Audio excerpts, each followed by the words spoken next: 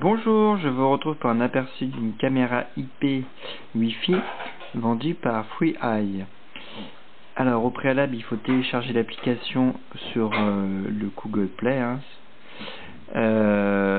Donc c'est MIPC, c'est celle-ci. Du coup, on l'ouvre. Il faudra au préalable, à la première utilisation, alors on va arriver sur un compte. Il faut créer, il faut créer son mot de passe, mais c'est pas, on crée pas un compte, on n'a pas besoin d'adresse mail.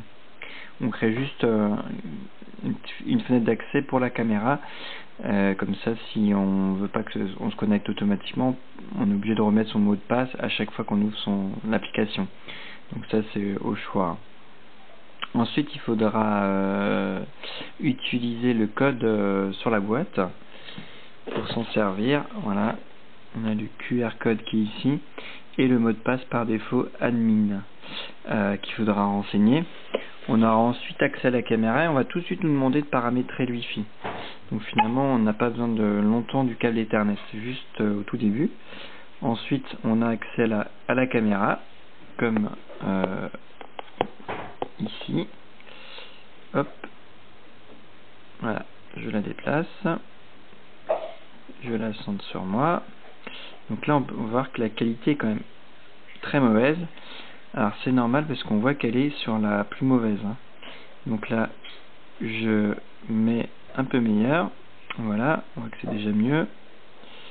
On continue. Hop. Voilà. Là on voit que c'est quand même largement mieux. C'est réactif. Hop, je fais un petit signe. Voilà, ça répond tout de suite. On continue la petite démonstration avec évidemment la qualité maximum. On peut voir qu'on peut paramétrer la luminosité, le contraste, la saturation de la nitté, ou qu'on a un mode automatique, on a aussi un mode jour-nuit pour forcer. Donc voilà, donc là je suis en résolution maximum. Donc voilà, on oriente. Et alors, toujours un petit temps de décalage quand on va chercher la caméra. Voilà, et donc si on appuie plusieurs fois, elle va continuer de tourner. Voilà. On revient. Donc voilà, nous y sommes. On va revenir encore un peu. Alors du coup, c'est le défaut, c'est que du coup, on a des fois un peu du mal à vraiment la voir où on veut. Et encore un chouïa, voilà. On peut prendre des photos. Là, il y a une photo qui a été prise. On va tout de suite avoir l'aperçu et on peut choisir de la sauvegarder tout de suite. Là. Voilà, sauvegardera ici. De la même façon, on peut filmer. Donc on va avoir normalement le petit mode. Voilà. J'ai mal appuyé dessus. Donc là j'avais repris une photo, je m'étais trompé. Donc là voilà, on filme. Pour couper, c'est très simple. On rappuie.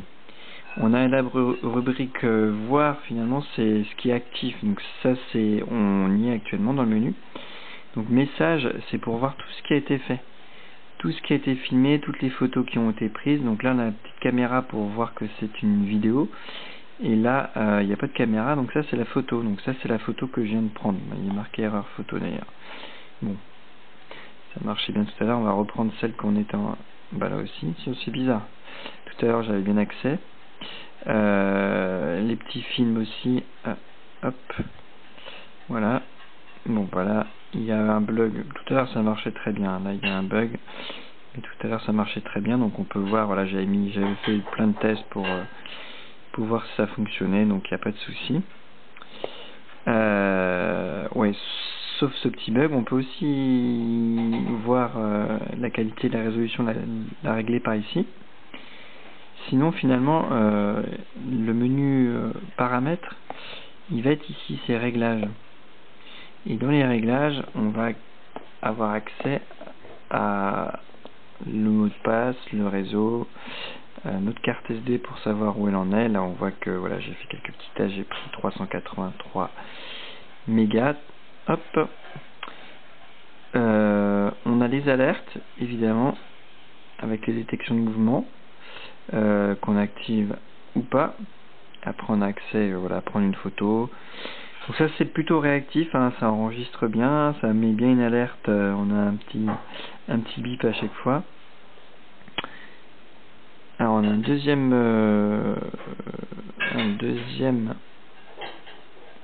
alors j'ai pas trop bien compris par contre la distinction entre les deux menus de détection de mouvement.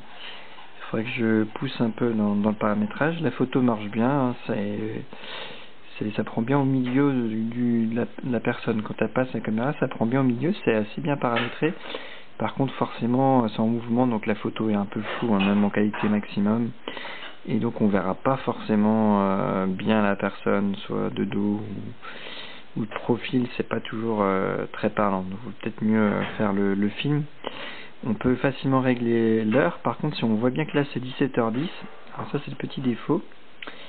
C'est que sur la caméra on voit pas afficher 17h10, c'est un petit défaut, mais du coup ça reste sur l'heure, voilà, 5h.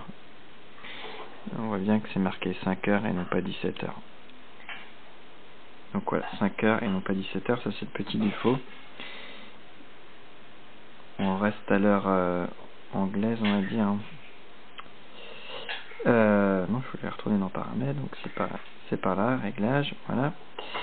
Et puis sinon on a quelques petits renseignements sur voilà, sur si c'est bien à jour, et quelques petits, voilà, on peut régler le haut-parleur et le micro, hein, parce qu'on peut les actionner. Et on a quelques petits bugs de traduction, on voit un effacé qui est très très laid. On en a d'autres de temps en temps, hein, vraiment des grosses erreurs. Et voilà grosso modo les réglages qu'on peut faire. Donc je disais là c'est pour piloter le son, hein, donc là c'est pour parler, la caméra. Il suffit de presser et on parle et normalement on devrait avoir de l'écho. Voilà, elle est là-bas la caméra, on a dû entendre. Et à l'inverse, là c'est pour écouter ce qui se passe. Donc voilà, la caméra elle arrive dans ce carton, le mode d'emploi est vraiment succinct, il est en anglais, on a juste droit à quelques petites feuilles. Donc ça c'est pas terrible qu'en anglais. Par contre on a la caméra qui vient protéger, on a le câble Ethernet pour la première connexion indispensable. On a un support, ça qui est classique sur ce type de caméra, avec normalement sa vis ribois exactement. La caméra, elle est là, on va aller là, lui faire un petit coucou, voilà. Elle est là, donc voilà, elle clignote, on voit qu'il y a le wifi, voilà, ça clignote. Hop, on a l'emplacement pour la carte SD, voilà, et Ethernet pour la première connexion, et évidemment l'alimentation. À noter que le câble est vraiment court, ça c'est dommage. Et puis sinon la caméra, elle nous fait presque un 360 degrés. Hein. Si on la tourne, on va voir. Hop, elle tourne vraiment bien. Alors c'est un peu long, par contre quand même, hein. On peut le voir, mais voilà, elle tourne quand même sans souci. Voilà, là je bloque, elle est quasiment à 180 degrés, on la ramène un peu vers nous. Il y a évidemment la vision nocturne et on peut bien la pencher vers l'avant et vers l'arrière. Hop, là on va voir un peu. Voilà, comme ça on peut faire un petit tour sur soi-même, il n'y a pas de souci. Voilà pour l'aperçu de cette caméra. Merci pour votre attention et salutations geeks.